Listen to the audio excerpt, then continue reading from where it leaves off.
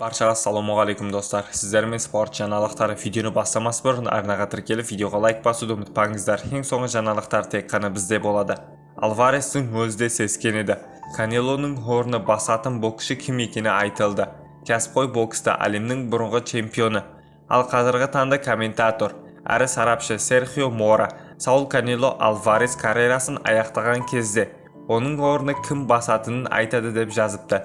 Мораның сөзінше, ол америкалық Давид Бенавидес болады. Канелоның өзі қорқатын нокаутшыны Жәнібек айқасқа шақырды. Бенавидес келесі супер жұлдыз. Канело кете салысымен мексикалықтар кемі 5 жыл Давидті қолдайтын болады. Бұл жігіт ең мықтылармен айқасуға дайын. Бенавидестің басты қасиеті осы. Оның резюмасы көз салыңыз. Қазірдің өзінде бары әлемді таңдандырады. Деметриус Андраде бастап келіп Калеб Платқа дейін. Сосын Гвоздик, енді міне Марел. Жанкүйерлерде оны тамашалай бергісі келеді. Бенавидес алдағы 5 жылда ППФ-дің жарық жұлдызы деп береді Мораның сөзін Boxing.com. Айта кетейік, Бенавидес бірнеше рет Канелоның жекпе-жекке шақырған. Тіпті бұл айқас үшін Саульге $55 миллион ұсынған екен. Алайда ол бас тартыпты. Әлемханұлы өте қу, Жәнібекке үлкен қиындық тудырған боксшы кім екені айтылды.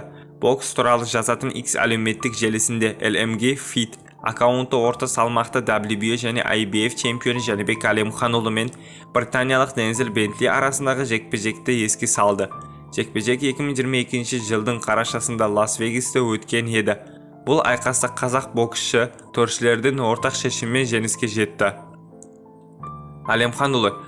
Әлемханұлы өте қу боксшы, бірақ Бентли оған біраз қиындық тудырды, әсіресе оң қолымен деп жазыпты аккаунт. 5 сәуір Жәнібек Әлемханұлы мен франциялық Ануэль Нигаместің ортасындағы жекпе-жек болады. Достар, кім фаворит деп ойлайсыздар? Билет құны 25 мыңнан 225 мыңға дейін. Сіздермен спорт жаңалықтары болды. Арнаға тіркеліп видеоға лайк басуды ұмытпаңыздар. Ең соңғы жаңалықтар тек қана бізде болады.